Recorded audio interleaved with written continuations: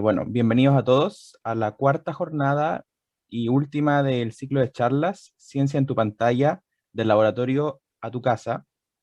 Hoy nos acompaña el profesor Patricio Leighton, químico laboratorista de la Universidad de Tarapacá, magíster en química de la Universidad de Chile y doctor en química de la Universidad de Chile. Actualmente se desempeña en el laboratorio de fotofísica y espectroscopía molecular de la Universidad Católica de Valparaíso. Y hoy viene con la charla ¿Sears o no Sears? Esa es la cuestión, no precisamente Hamlet. Así que lo dejo, profesor, con el podio para que hable. Gracias, Vicente. Bueno, aquí voy a tratar de yo controlarme el tiempo también para no aburrirlo. Elegí este título porque es un juego de palabras con la técnica en la cual yo trabajo, que se llama SERS, el acrónimo de la técnica en inglés, que se llama espectroscopía Raman amplificada por superficie. Su acrónimo en inglés es SERS, y por eso elegí el título de la charla, SERS o no SERS, esa es la cuestión.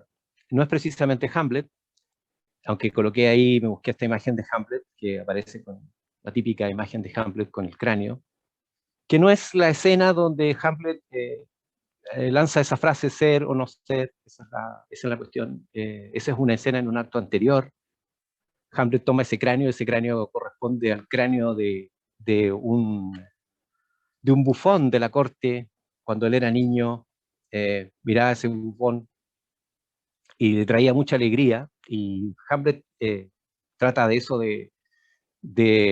de muchas cosas que tienen que ver con el existencialismo, así que la escena del ser o no ser no lleva el cráneo, esa es una escena anterior de Hamlet. Y es una escena, digamos, que tiene que ver con el conflicto, porque el to be o not to be significa varias cosas en inglés: ser, estar y el parecer ser, y Hamlet estaba o se hacía el loco después de haber visto al fantasma de su padre que decía que su hermano lo había matado, ¿no? Entonces, por eso elegí eso también. Hay muchas cosas que se conjuntan ahí. Pero sigue siendo muy actual Hamlet para haber sido escrita en el 1600. Entonces, Cersei es la técnica en la que yo trabajo, y en la técnica en que yo trabajo y en la que en la que he manifestado, digamos, la mayor parte de la investigación que trabajamos en el grupo.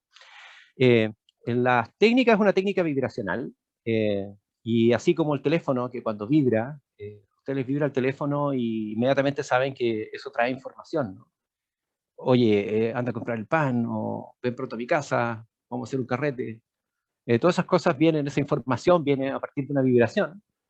Bueno, nosotros obtenemos información a partir de las vibraciones, esa información es estructural, a partir de qué grupos funcionales están presentes en la estructura molecular. Yo no sé si esto me va a funcionar aquí. Yo no sé si se comparte el audio directamente, pero esto quería mostrárselo. Ustedes me dicen si es que no se comparte el audio.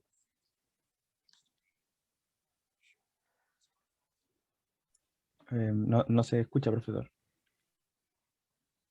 ¿No se comparte el audio? No. No, ok. Les cuento. Acá hay un teléfono.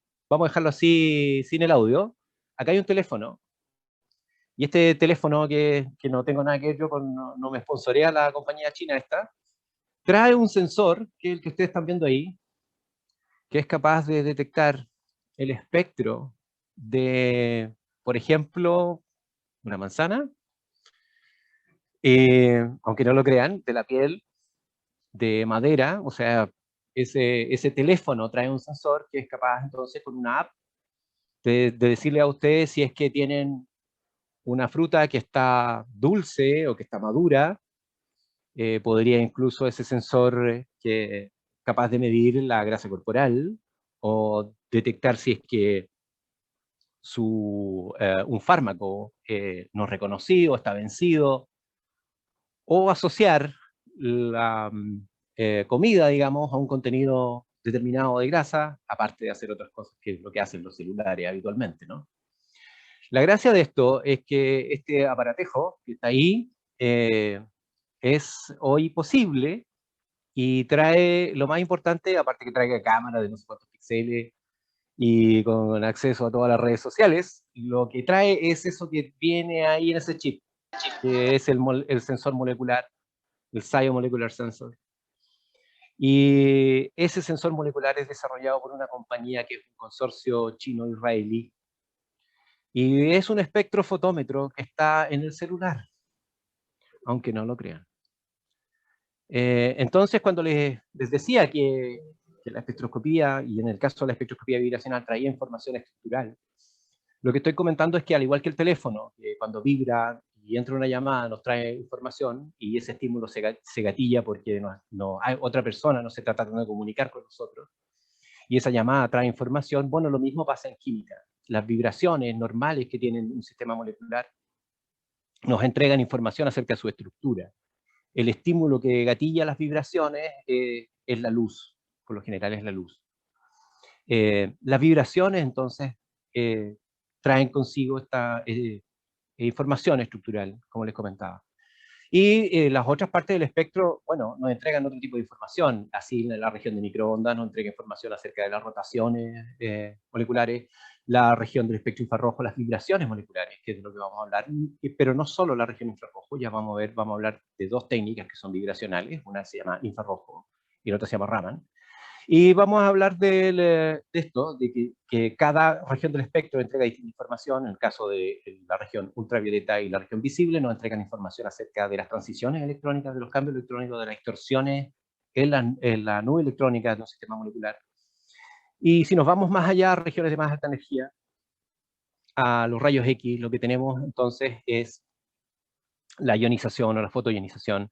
Y desde ahí es que podemos obtener entonces información acerca de en qué capa están los electrones y nos damos cuenta entonces que la configuración electrónica es una cuestión experimental y no es netamente teórica, estar dibujando la configuración electrónica según el diagrama de Meller, sino que además se puede medir y podemos saber desde qué orbitales están saliendo los electrones. Entonces, tenemos toda esta espectroscopía. Yo me voy a centrar netamente en las vibraciones moleculares. Voy a hablar de espectroscopía vibracional. Hay dos ramas de la espectroscopía vibracional, o dos técnicas que nos entregan información vibracional. Una es el Raman.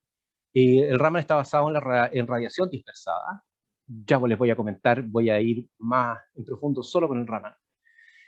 Y el infrarrojo, que probablemente, si es que ustedes ya están en cursos superiores, digamos, hayan tenido alguna vez que hacer una experiencia con un espectrofotómetro infrarrojo. La técnica está basada en la radiación absorbida. Entonces, tenemos ahí entonces estas dos técnicas vibracionales, pero tenemos unas variantes de esas técnicas, que son las técnicas amplificadas por superficie, y ahí está el CERS, y el CERS con doble R arriba del Raman. Yo me voy a fijar solo en el CERS, que es la técnica que se llama Raman amplificado por efecto de superficie, y por el otro lado, el infrarrojo también se puede amplificar por efecto de superficie y se llama CEIRA, ¿sí? ¿Quiénes amplifican las señales vibracionales? Bueno, son nanopartículas metálicas, son las que amplifican las señales vibracionales. Si ustedes toman un espectro de un sistema molecular en presencia de nanopartículas metálicas, lo que va a ocurrir es que las vibraciones o estas señales que provienen de los sistemas moleculares se van a ver amplificadas. Y esa amplificación de las señales nos van a entregar información, es decir, que las nanopartículas funcionan como una especie de parlante. Hay otras técnicas más, yo me voy a centrar solo en esa. ¿Por qué es tan importante, digamos? Porque podemos adentrarnos en fenómenos que tienen que ver con la interacción absorbato-sustrato. Necesario para que haya estos fenómenos de amplificación es que tengamos estas nanopartículas metálicas. Y próximo a esas nanopartículas metálicas, tener un sistema molecular. O sea, los espectros deben tomarse en presencia de estas nanopartículas metálicas. Y nuestras moléculas ojalá tengan una interacción con esta superficie metálica. Y que haya una interacción absorbato-sustrato. Esto es particularmente importante porque nos permite abarcar varios fenómenos o varias áreas de estudio, como por ejemplo la catálisis, la adición, la lubricación, los fotosensores, la corrosión, la electrónica molecular y la nanomedicina, los biomateriales, que en eso me voy a centrar yo, en electrónica molecular y biomateriales, en esta pasada, digamos. Voy a tratar de hacerlo lo más rápido posible. Y ya vemos, esa es la región del espectro, es la infrarroja, vibraciones moleculares. Y voy a también hablar de la técnica Raman. En el caso del Raman, el Raman también es una técnica vibracional, como les contaba, pero a diferencia de infrarrojo, que es absorbe radiación infrarroja en la región del espectro, y eso provoca la vibración molecular. Aquí lo que tenemos es una dispersión de la luz. Y esta técnica es importante porque, al igual que el infrarrojo, nos entrega información de los grupos funcionales presentes en una molécula. Y en comparación con el infrarrojo tiene algunas ventajas, como que es posible tomar espectros desde disoluciones acuosas. Es decir, si ustedes tienen una proteína o un microorganismo, una bacteria, y quisieran tomarle el espectro a una bacteria, es posible tomar el espectro en solución acuosa, sin que, digamos, ocurra una fotodescomposición de ese sistema, manteniendo constantes, obviamente, manteniendo ciertos resguardos. Esa es la gracia que tiene el Raman. La señal del agua, por decirlo así, es muy baja o casi no tiene señal. El pecado del Raman, bueno, es que ahí aparece lo que se denomina la sección eficaz, que es el epsilon, el coeficiente de extinción molar, le llaman todo eso, pero para la espectroscopía en general, esto que está acá se llama sección eficaz. La sección eficaz lo que nos dice es qué área por molécula es sensible a un estímulo externo. Comentarles que el Raman es 10 a la menos 30 centímetros cuadrados por molécula, es decir, es muy baja la señal Raman. Es 15 órdenes de magnitud menor que la que podrían observar en el UV visible, en fluorescencia, más o menos 15 órdenes de magnitud, más o menos para que tengan una comparación. Entonces, ese gran pecadillo del Raman. El pecado del Raman es que de los fotones que le llegan a una muestra, los fotones dispersados que traen este efecto Raman y que contienen información estructural, son realmente muy pocos, 1 en 1.000.000. Entonces, bueno, ¿de qué me sirve eso? Aquí voy a tratar de sacar este puntero.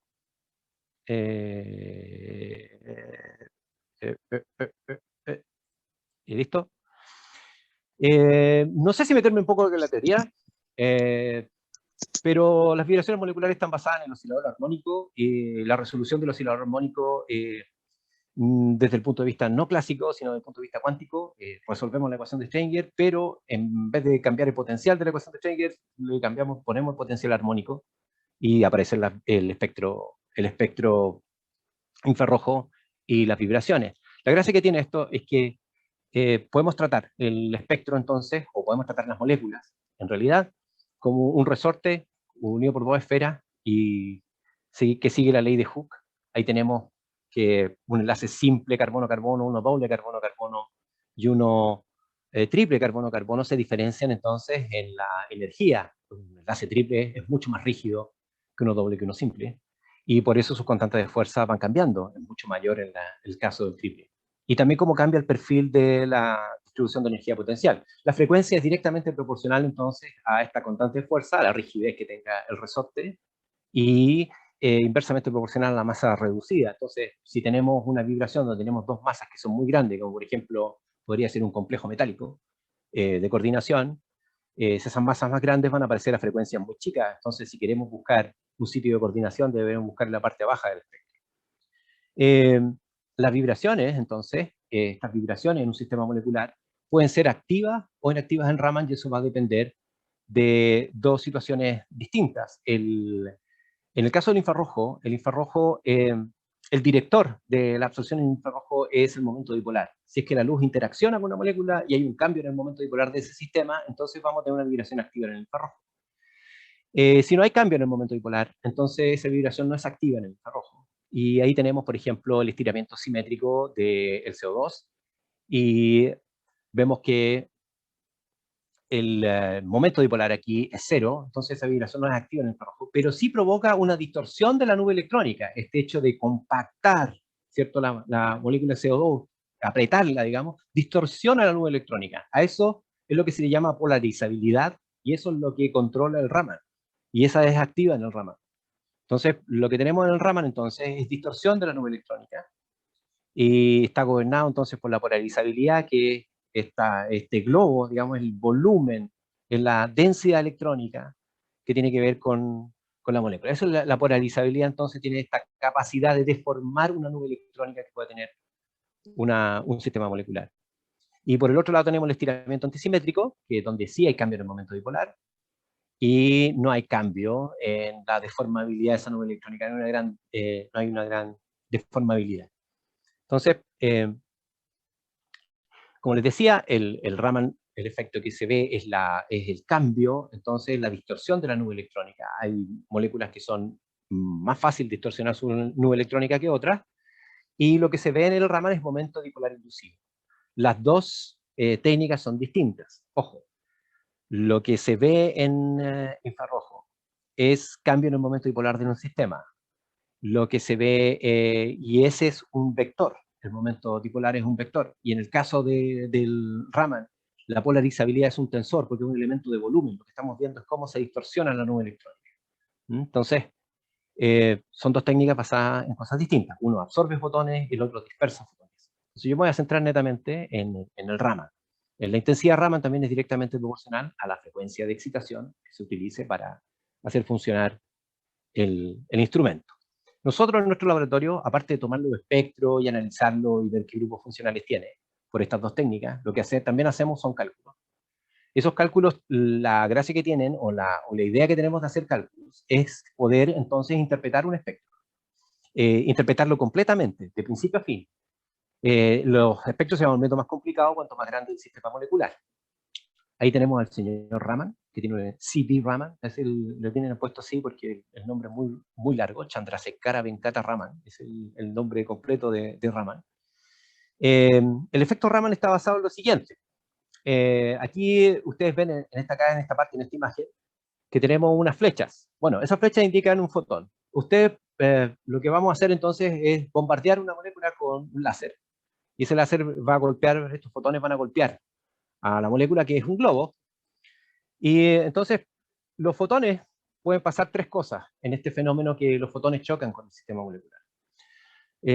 Lo que pasa con la gran mayoría de los fotones es que chocan y solo cambian de dirección. Por eso aquí están las dos flechas iguales, y eso es lo que se denomina la dispersión Rayleigh. Pero ocurre una fracción muy pequeña de estos fotones que cuando chocan con el sistema molecular, lo que hacen es perder energía. O sea, el fotón incidente tiene mayor energía que el fotón dispersado. ¿Cómo me puedo yo enterar de eso? Bueno, si le ha llegado a usted un pelotazo en la cara jugando fútbol, se va a dar cuenta de eso. Imagínese que la pelota es el fotón, y ese fotón le golpeó la cara, lo hizo vibrar, y la pelota va a salir con menos energía que la que ingresó. Eso es lo que hace eso es lo que nosotros denominamos el efecto Raman.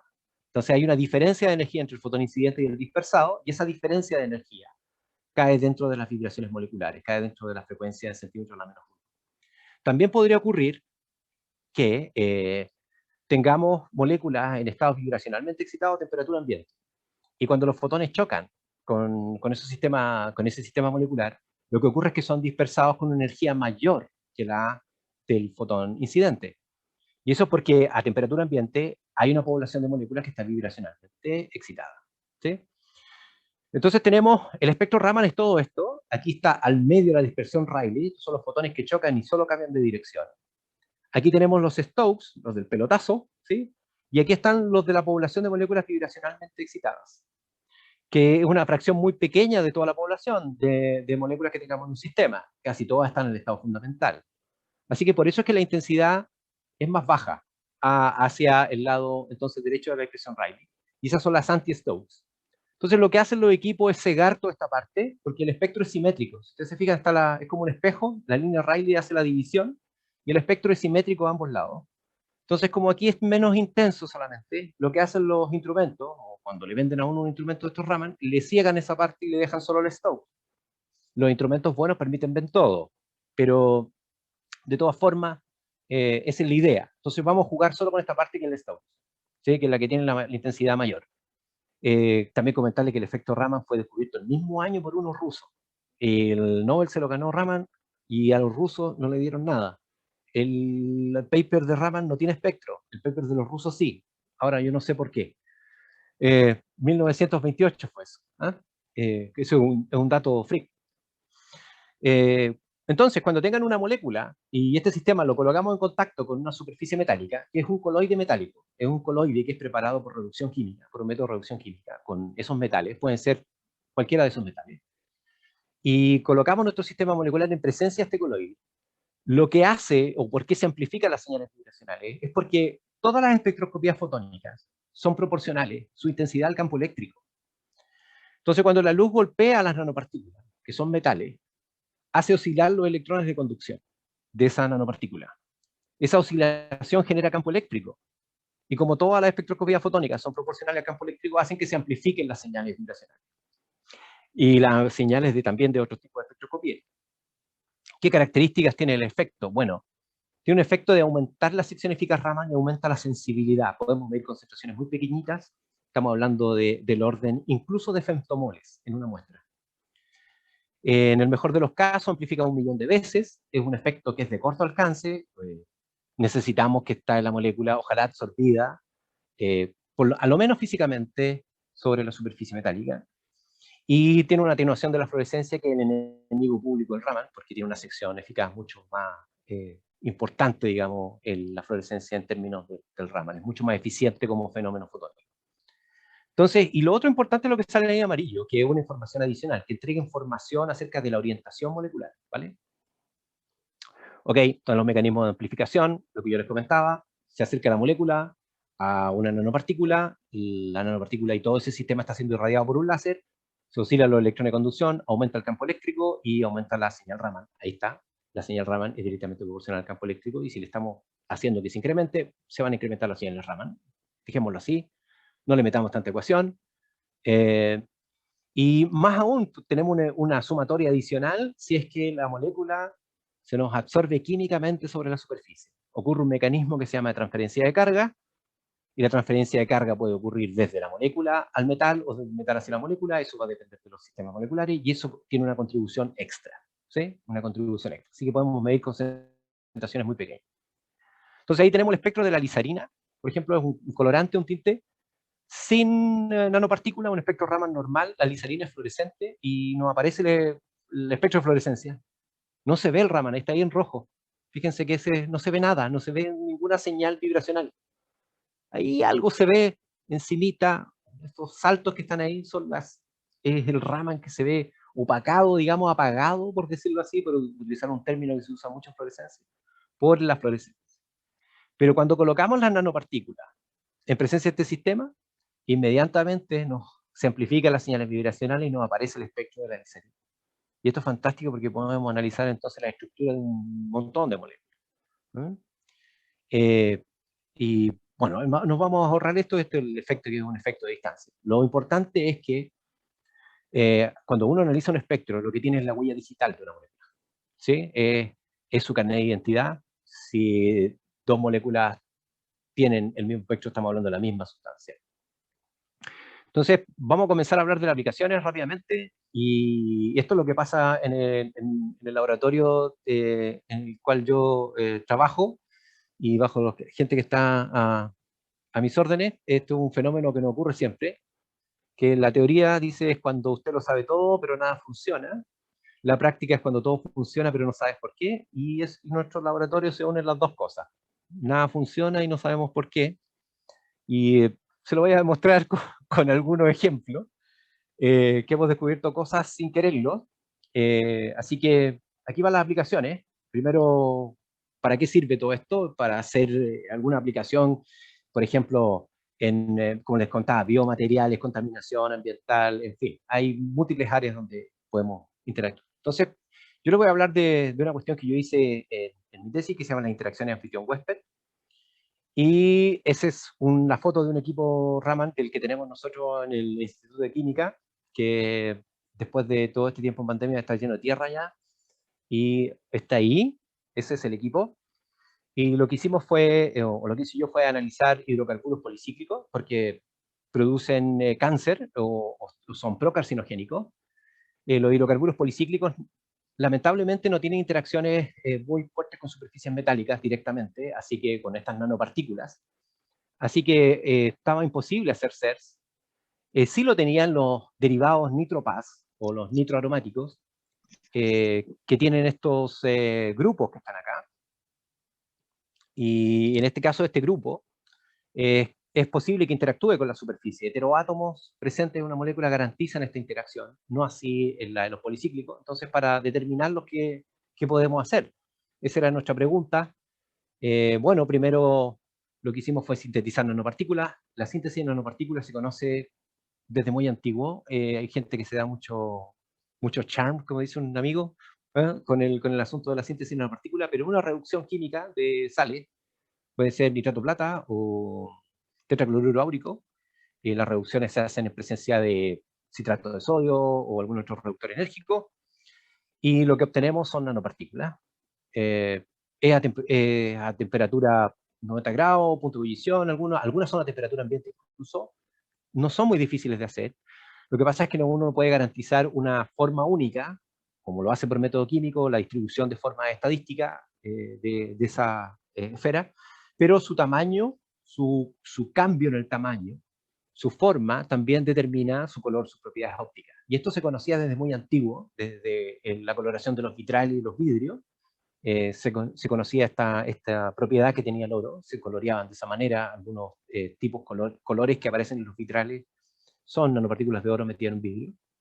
Entonces, nosotros lo que hicimos fue modificar una superficie metálica, una nanopartícula, la modificamos, le incluimos una molécula que se llama calixareno, que tiene forma de copa, y dentro de esta copa pensamos incluir a los hidrocarburos policíclicos, que son estos procarcinogénicos, y tratar de determinarlo. Vamos a ver qué pasa, dijimos. Ya que no se absorben directamente, bueno, utilicemos un anfitrión, y el huésped va a ser este hidrocarburo policíclico.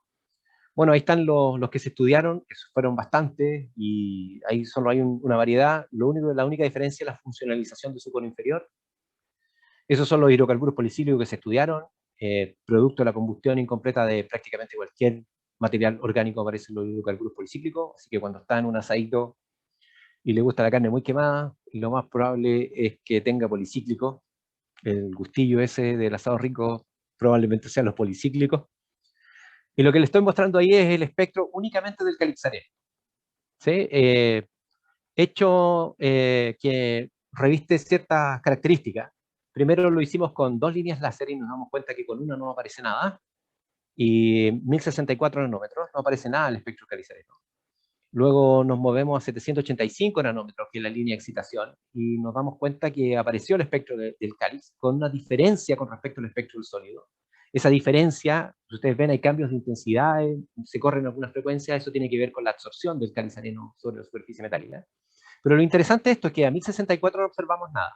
Entonces hicimos un experimento, dijimos, si sabemos que tenemos funcionalizado el cáliz, la superficie metálica con el cáliz, bueno, midamos qué es lo que pasa si le metemos algo adentro.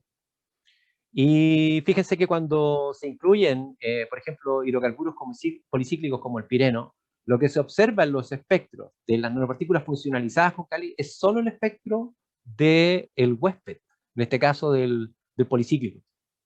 Así que solo observamos el policíclico. Eso es muy interesante, que solo tenemos el mecanismo para observar las dos cosas juntas, o solo tanto anfitrión como huésped, o solo observar al huésped, cuáles son sus características. Bueno, así determinamos una serie de hidrocarburos policíclicos, y ahí hay una serie de hidrocarburos policíclicos de 4 unidades. Esos son los que este cáliz permitía ingresar en su cavidad, en su diámetro de luz, que se llama.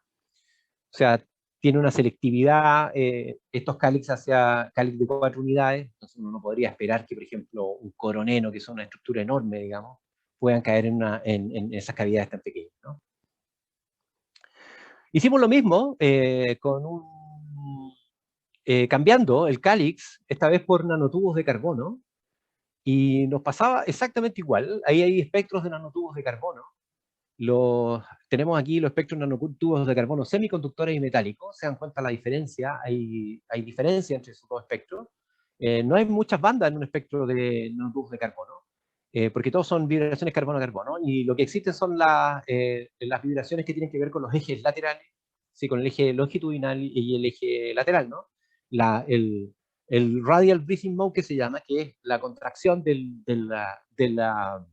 tubo, y el estiramiento también del tubo.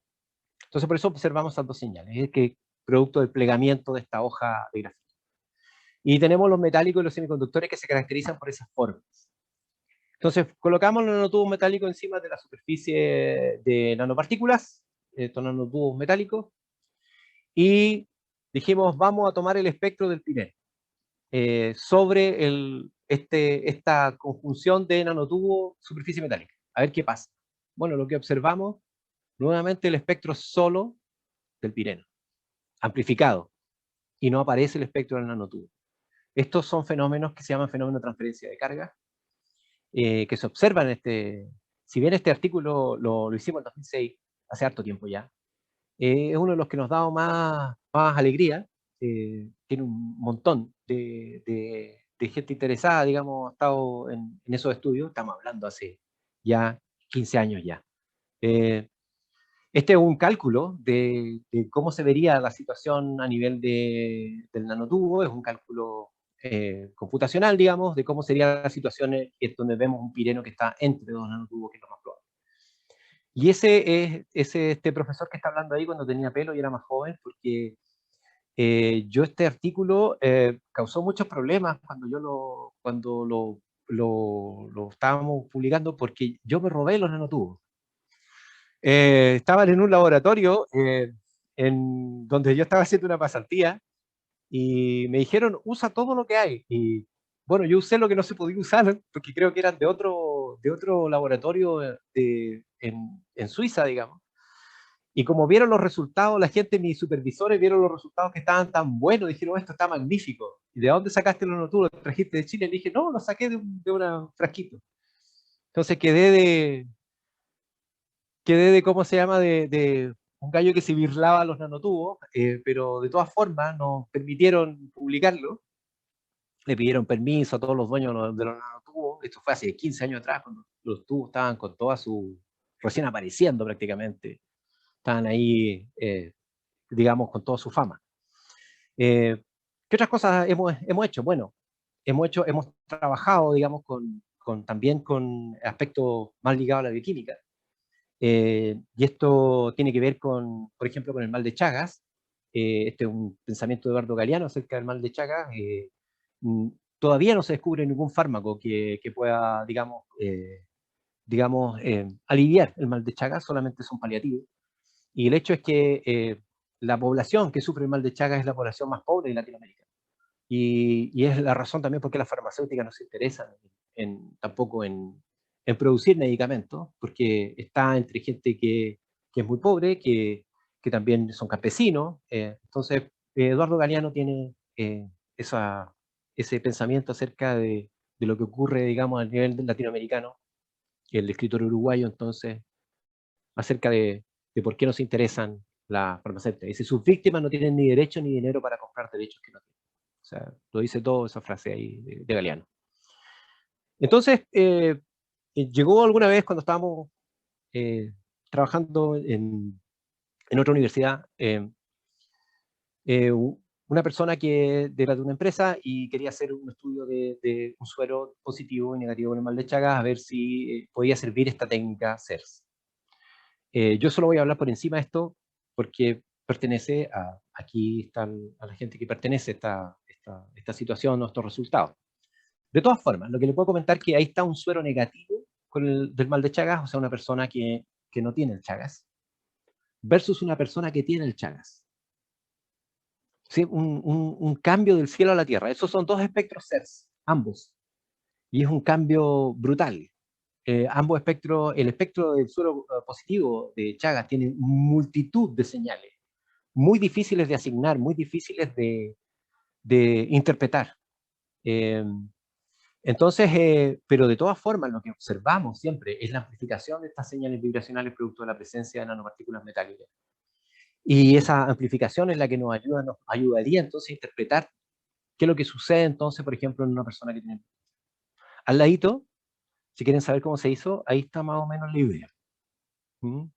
Una funcionalización de una nanopartícula, pero este espectro en particular fue desarrollado así tal cual. Se colocó las nanopartículas en presencia de suero sin Chagas y suero con Chagas, y esos fueron los resultados. O sea, funcionalizado, obviamente se vuelve mucho más fino el espectro y tiene más detalles aún que lo que yo estoy mostrando ahí. También se puede hacer CERS de bacterias, y yo le comentaba que la gracia del Raman es que el agua no molesta, entonces si tienen una bacteria creciendo, la pueden llevar al microscopio y medirla y tomar su espectro. Aquí tenemos el espectro de la Tibobacillus ferroxida, que es la bacteria que se utiliza en la minería, digamos, extremófila, digamos. Y lo que observamos ahí es que el espectro cambia, dependiendo del medio de cultivo, y lo que cambia es el sector de la membrana. Vemos que aparecen señales atribuidas a polisacáridos, qué sé yo, a fosfolípidos, dependiendo del medio de cultivo en que se encuentre. Ahí hay 3 medios de cultivo. Entonces también podemos diferenciar ese tipo de cosas a través del Raman. También podemos ver que hemocianinas provenientes de distintos tipos de especies de moluscos, por ejemplo, aquí está de la lapa y del loco, a pesar de que estructuralmente son muy parecidas, conformacionalmente no lo son, son 2 espectros CERS, uno de la hemocianina proveniente del loco y de la lapa, y vemos que en una observamos más presencia de triptofano incluso que en la otra, y es atribuido a cambios conformacionales. Recordemos que lo que estamos viendo es la amplificación de las señales vibracionales, y lo que se amplifica más es lo que está directamente unido a la superficie, lo que está más en contacto con la superficie. Así que también podemos interpretar digamos, esas señales de ese espectro. Eso pasa con la hemocianina. Y en el laboratorio trabajamos en cruciformes. Cruciformes son unas moléculas que tienen forma de cruz. Eso lo hacemos porque yo trabajo en la Universidad Católica y soy hincha de la Universidad Católica, así que por eso es que trabajamos con los cruciformes. En realidad es porque esas moléculas tienen conjugación cruzada, total. Conjugación total, son sistemas pi altamente conjugados por toda su estructura, y en esa estructura colocamos grupos dadores y aceptores. La idea es conducir entonces la corriente eléctrica, direccionar el transporte electrónico en ese sistema molecular. Entonces lo que tenemos en esos cruciformes, fíjense que tenemos grupos dadores, están pintados en azul, y grupos aceptores pintados en rojo, lo típico de la orgánica. Entonces cuando tenemos solo una molécula de esta característica lineal, tenemos un alambre molecular, y cuando nos cruzamos los alambres tenemos un cruciforme. ¿Sí? Lo interesante es que los cruciformes tienen conjugación bidimensional, y también tienen una conjugación que se llama cislineal, que es entre los brazos, y también tiene una conjugación que se llama geminal. Entonces son sistemas muy interesantes porque tienen conjugación completa, lo que da mucha idea de esta situación que hablamos o que se habla en orgánica de la deslocalización electrónica. Muy importante entonces para pensar en dispositivos que tengan características como un switch molecular. Aquí tenemos un cruciforme, esto fue publicado en el JACS, un cruciforme que está unido a electrodos de oro a través del grupo azufre, el grupo TIO. Y cambia su conformación con la presencia de un estímulo eléctrico, y cuando está cerrado el contacto, se conectan ahí las piridinas a los electrodos y podemos observar cambios. Y esta es la idea, ¿no? Que tenemos grupos dadores y aceptores, y lo que hacemos es tratar de direccionar la transferencia eléctrica. Entonces podemos medir la conductancia, pueden ser utilizados como sensores químicos.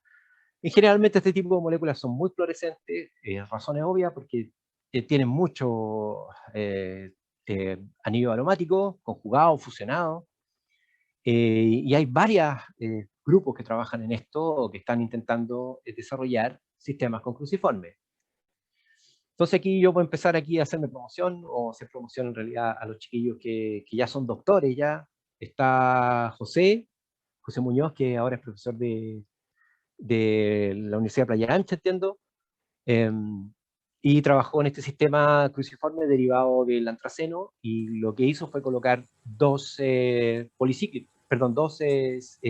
heterociclos, eso es, uno con azufre y otro con oxígeno, furano y el tiofeno, y trabajó con el que tiene 2 anillos tiofeno, 2 anillos furano y el alternado, y ahí están los espectros Raman de esas síntesis con las que él trabajó. Él fabricó las moléculas, las sintetizó, y también trabajó en los cálculos. Ahí tenemos un cálculo de cómo se unirían cada uno de esos sistemas, el que tiene los 2 tiofenos, el que tiene los 2 furanos y el que está alternado, cómo se unirían esos sistemas a la superficie metálica, que es una superficie de oro. Lo que observamos en los espectros es que sobre todo en la región de la baja frecuencia, entre 400 y 300 y tantos centímetros a la menos 1, es que hay muchos cambios, que son los que se verifican aquí, y están relacionados con las deformaciones de los anillos furano y tiofeno. Y vemos que esas deformaciones tienen que ver o guardan relación justamente con el tipo de átomo y con la alternancia entre oxígeno y azufre. Y asimismo vemos esta banda ancha que es asignada a la interacción oxígeno-oro y azufre-oro, dependiendo de cada uno de los sistemas. Entonces, estos son los primeros pasos que se dieron en electrónica molecular. Ese fue el Pepe el que hizo eso. Pepiño fue el que hizo eso. Y después vino la Elizabeth, que ella se autodenomina la luz que alumbra el laboratorio. Elizabeth ahora está en Lusach. Está Lusach trabajando para alegría de la gente de Lusach, porque es una chica muy inteligente y desarrolló estos sistemas que están ahí. Son sistemas derivados de dipiridina. Y ella desarrolló un montón de cosas con esas dipiridinas, pero para hacérselo corto, este sistema es casi de libro. Vemos que tiene dos anillos piridina en los extremos. Esos anillos piridina son capaces de conectarse con nanopartículas y generar un electrodo. Aquí vemos a su mano izquierda, vemos el espectro azul, es un cálculo de este sistema molecular, simulando el espectro vibracional, simulando el espectro Raman, y arriba está el espectro experimental. O sea, hemos logrado perfeccionar, digamos, las simulaciones al punto que nos acercamos muchísimo al espectro experimental. Y que para los sistemas orgánicos no es nada muy, ¿cómo se llama? Tampoco muy del otro mundo, pero para estos sistemas, para nosotros y nuestra capacidad de cómputo ha sido realmente un trabajo grande. Ahí están pintadas en rojo las vibraciones que tienen que ver con el anillo piridina y con el anillo vinilo, que van a ser los que van a sufrir las transformaciones, los cambios, cuando la molécula esta se absorba sobre superficie, que se absorbe así como está aquí, desde esta manera. Hicimos una situación bien particular. ¿Cómo sabemos que la molécula está así? Realizamos un conteo de nanopartículas discretas, digamos, sobre varias muestras independientes. Esto fue muy largo. Y nos dimos cuenta que la dimensión que tiene el espaciamiento entre las nanopartículas es la dimensión molecular. Esto es una cosa increíble, nunca lo hemos podido comprobar experimentalmente a través de otras técnicas como microscopía de efecto túnel o cosas así por el estilo, pero nosotros tenemos ciertos argumentos para decirlo. Ahí tenemos los vinilos, las piridinas y el fragmento antraceno, y vemos, fíjense que son los que sufren los cambios, esas bandas se van juntando a medida que esta molécula se absorbe, y tiene que ver con esto, con la deslocalización, con este flujo de electrones que van a ir desde el sistema molecular hacia la superficie metálica. Entonces tenemos todo ese... También la Eli también desarrolló también no solo una cuestión artística, digamos, esto es artística en todo lo que se denomina, porque las nanopartículas que tienen estas formas extrañas amplifican mejor, y ella desarrolló una síntesis para nanoestrellas de plata, o implementó una en el laboratorio que mejora las señales vibracionales. Luego está nuestro amigo Rodrigo, que trabajó con sistemas derivados del grupo imino. La idea de incorporar grupos iminos, nosotros ya sabíamos que con los antecedentes de José, que fue el primero que vimos aquí, que los tiofenos se unían a superficies metálicas, pero queríamos incorporar otro heteroátomo para ver si había cambios conformacionales o la molécula se orientaba de otra manera sobre la superficie. Nos dimos cuenta que no, que siempre es a través de los anillos tiofeno, los cambios que se observan ahí en torno de 1500, entre 1500 y 1400, están relacionados con la interacción del anillo tiofeno con la superficie metálica. Así que eso también quedó comprobado. No son las únicas moléculas que hizo Rodrigo. Rodrigo desarrolló sistemas también basados con extremos piridina, que también le han dado muy buenos resultados. Eso ha sido, digamos, publicado. Ahí está esta publicación es del 2021, la de Elizabeth también es de justamente Eso de hace un año o menos de un año, la publicación de Elizabeth. Y finalmente, para no aburrirlos más, hay aplicaciones que hemos realizado también. Esto pertenece a la Universidad de Tarapacá, de la gloriosa Universidad de Tarapacá, donde yo provengo, donde hice mi pregrado. Yo todavía vivo y sueño y peno por Arica. Ojalá algún día pueda ir a descansar mi hueso a Arica. Eh, y trabajo ahí con Juan Pablo Galde, que era compañero de curso mío. Así que, pero Juan Pablo se fue, estudió química, pero después estudió arqueología. Le gustó la parte de la arqueometría y él se dedicaba a la arqueometría. Y él ha estudiado entonces los restos mortuorios ¿cómo se llama? En sacrificio capacocha, que es típicos sacrificios incas, como el del Cerro del Plomo. Y aquí nuestra colaboración fue caracterizar un pigmento que estaba presente y que no se había observado en ningún otro tipo de sacrificio capacocha en el norte. Así que hacía suponer que ese pigmento, esa coloración de algunas telas que venían en este sacrificio capacocha, eh, debiese ser de de un miembro de la comunidad de alta alcurnia, porque no había sido observado ningún tipo de esos tipos de pigmentos ni adornos en ningún otro tipo de fardo mortuorio. Así que nosotros lo analizamos acá, hicimos un espectrograma, lo comparamos contra varios estándares dentro de los muchos que podían, nosotros teníamos una idea de lo que podía hacer, y eso es sulfuro de mercurio, denominado Cinnabar. Y el sulfuro de mercurio, en Chile no hay, digamos, extracciones de sulfuro de mercurio, por lo menos datadas que yo tenga, por lo menos en mi conocimiento. Pero sí las hay en el Perú. Así que los arqueólogos quedaron muy felices con esto, porque ellos pudieron entonces determinar ciertas relaciones comerciales y también dentro del imperio Inca entre ciertos lugares del Perú donde están presentes los yacimientos del Cinnabar o el Cinabrio con la región norte de Chile, que no se tenía, hasta el momento no se tenía data acerca de eso.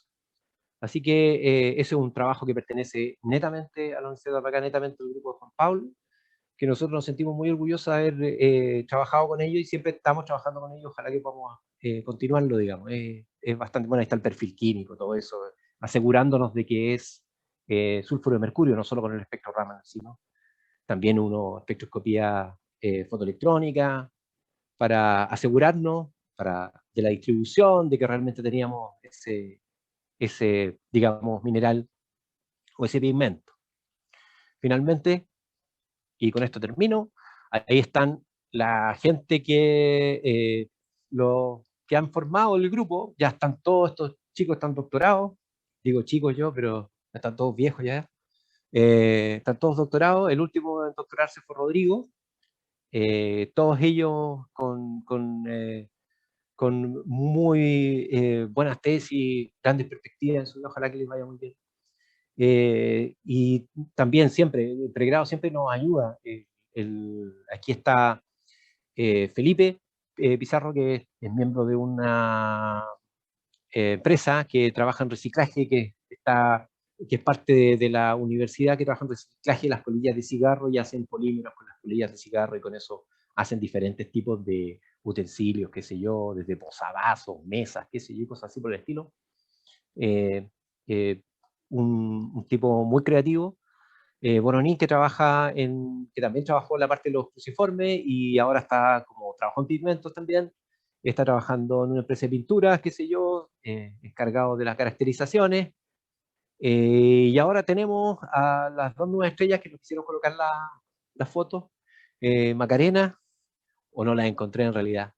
Macarena, que es bioquímica, que está trabajando en la caracterización de vesículas, de algunos generadas por patógenos del salmón, de la Vibrio ordali, así que está determinando por qué son tan patógenos. La caracterización la hace mediante múltiples vías y una de esas es la Raman e imágenes Raman, cosa que algún día les comentaré, pero es posible hacer una imagen con los espectros ya les comentaré eso, pero es posible también hacerlo, y ellos, en eso está trabajando Macarena, y Connie, que sigue la línea que abrió Elizabeth, de derivados bipinínicos, pero esta vez está usando como ensambles de construcción y colocando cosas encima de las piridinas, ya tratando de generar polímeros de mayor tamaño que puedan conectarse, digamos, entre electrodos o entre nanopartículas. Bueno, esas han sido las fuentes de financiamiento. Ahora ya no hay proyecto Fondesit hace tiempo.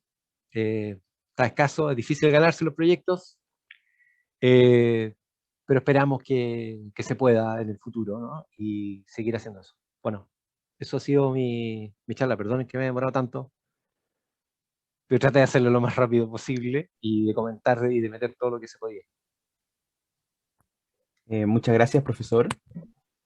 Vamos a abrir un pequeño espacio para preguntas. Si es que alguien tiene alguna pregunta, la puede dejar en el chat o encender el micrófono. Lo mismo para la gente que está en la transmisión por YouTube. Si hay alguna pregunta para el profesor. Felipe tiene una pregunta y dice, si quiere enciende el micrófono. Bueno, profe, ¿me escucho? Hola, ¿qué tal, Felipe? Buena, profe, me gustó harto la charla, muchas gracias. Conocía Hola. distintas técnicas que ocupan harto en nanopartículas y cosas así, nunca había escuchado de CERS, me dejó bien impactado. Bueno, en realidad caché que usted trabaja con harto con química supramolecular y en realidad solamente quería cachar por qué solamente, o si trabaja con otros macrociclos orgánicos, como usted habló del calixareno. Sí, sí. Pero no sé si también trabaja con ciclodestrina o pilareno, no sé. Al final me imagino que igual puede meter cosas dentro de como el bolsillo que tienen Queda esos claro, macrociclos. exacto, exacto, sí. Mira, nosotros dejamos de trabajar con macrociclos no por una cuestión de que no nos hayan dado buenos resultados. De hecho, los que mencionas tú, bueno, están los rotaxanos, están la ciclodextrina, hay una serie Sí. de polímeros que tienen microentornos, que también serían, sobre todo polielectrolitos que tienen microentornos, que sería muy interesante estudiar. En una primera parte que estábamos siempre, digamos, dando vueltas sobre lo mismo. Ya el problema científico estaba bien entendido, y lo otro era un poco más de técnica, más que cualquier otra cosa. Entonces, uno es como lo crían, digamos, y en el caso de mi tutor, que, digamos, el gurú que me guió, era muy inquieto, siempre andaba metido en muchas cosas, y me transmitió eso. Y yo inmediatamente que terminó lo de los Calix, empezamos a mirar otras cosas. De hecho, dentro de los sistemas moleculares, nosotros ya, estos últimos chicos que salieron, y entre esos la última es la Connie, van a agotar para mí, dentro de CERS o dentro de lo que yo he estudiado de CERS, no es que no se pueda hacer más cosas, pero dentro de lo que es mi interés, van a agotar la línea de electrónica molecular, eh, porque en realidad lo que ahora interesa es tener un nivel de afinamiento tecnológico muy alto. Imagínate que para poder medir la conducción de una molécula necesitas, no sé, un microscopio de efecto túnel, un sistema, prácticamente tienes que estar como un astronauta, digamos, en el laboratorio para que ni siquiera una mota de polvo. Entonces, nosotros no tenemos esas capacidades. Sería el ideal, porque, por ejemplo, los sistemas moleculares, como los que hemos mostrado, y también los que tú mencionas, tienen ciertas propiedades interesantes que funcionan a escala macroscópica y que también funcionan a escala microscópica. Por ejemplo, los alambres moleculares tienen la misma escala de resistencia que los alambres clásicos. A medida que tú incrementas el largo, la resistencia al traspaso de la corriente eléctrica también aumenta. Sería interesante entonces medir resistencias moleculares. Eso sería súper interesante, medir la propiedad molecular, la resistencia molecular, o sacar la resistividad molecular, por ejemplo. Eso sería muy interesante. Pero para hacer eso necesitamos un grado de sofisticación que es imposible dar. Entonces, por eso también este hecho de buscar cosas más abiertas. Y dentro de esa situación más abierta, yo me voy a enfocar más netamente ahora en la espectroscopía. Y se puede hacer CERS no solo encima de superficie metálica, y se puede hacer también encima de semiconductores. Es más complicada la teoría que hay detrás. Pero creo que se pueden ganar muchas cosas desde el punto de vista del problema científico, ¿te das cuenta? Y por eso es que no hemos seguido con rotaxanos, con pilareno. Además, está esta limitación, ¿no? Que si queremos estudiar más cosas en profundo, necesariamente tenemos que ir a propiedades que son moleculares. Ese es el problema. Vale, profe. Muchas gracias. No, nada. ¿Hay alguna otra pregunta para el profesor? Creo que hablé mucho.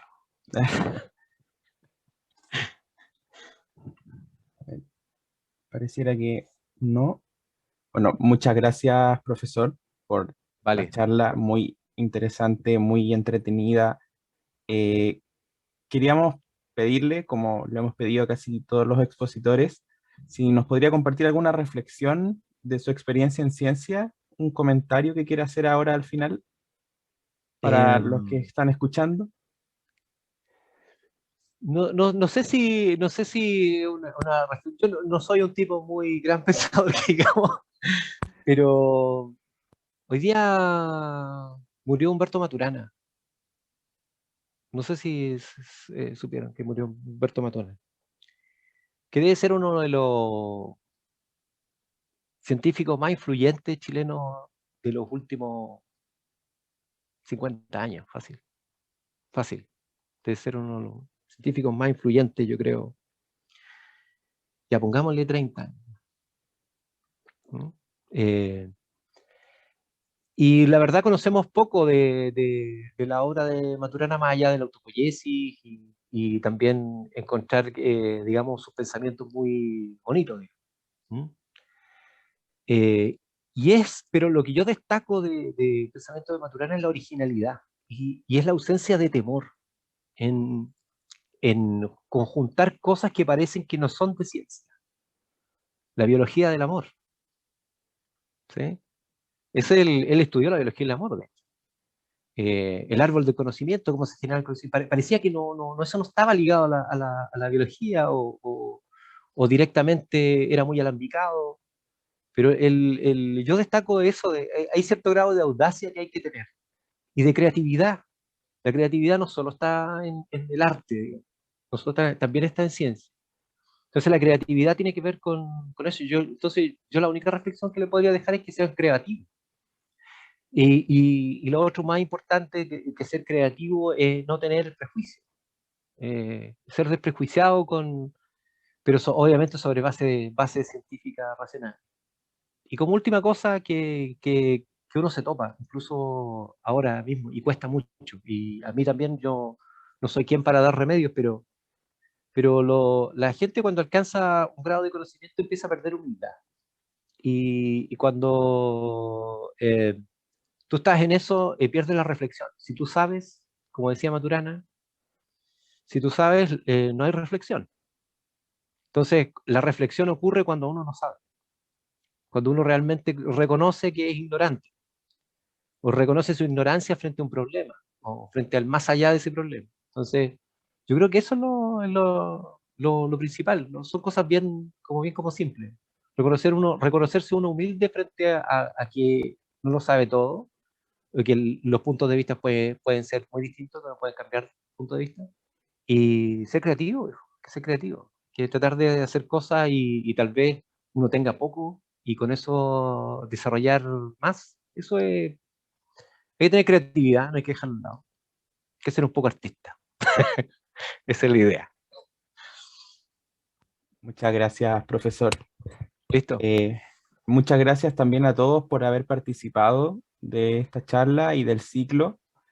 Ya a futuro se vienen grandes actividades también con ANEP, que estamos emocionados de presentárselas pronto, así que ahí van a tener que estar atentos a lo que se venga. De nuevo, muchas gracias, profesor, y quedan libres de poder seguir con su tarde, seguir con su noche ya. Muchas gracias a todos. Ah, y por último, también agradecerle nuevamente a la NEMUSACH por apañarnos con su servidor siempre y por estar ahí haciendo compañía. Y para cerrar el ciclo, igual a mí me gustaría decir una cosita, ya que estábamos hablando de Maturana, que igual yo creo considerarme un gran seguidor desde el colegio, porque mi profe como que me inculcó mucho sus ideas desde la autopoiesis y después ahí empecé a conocerlo más. Bueno, voy a leer una cita, solo la leeré para que quede para el pensamiento. La competencia efectivamente implica la negación de lo que uno hace, porque uno hace las cosas en función de lo que hace el otro. Lo que guía mi hacer no es lo que yo quiero, sino lo que el otro hace. Por eso digo que cuando hay un partido de fútbol, el que pierde es el más importante, porque si alguien no pierde, el otro no gana. Ahí la dejo para pensar. Y Profunda, muchas ¿eh? gracias a todos por venir y nos estaremos viendo en alguna reunión futura. Bueno, chiquillos, muchas gracias, ¿eh? Agradecido. Chao, chao. Chao, chao. Chao. Chao a Un gusto, todos. cabros. Muchas gracias.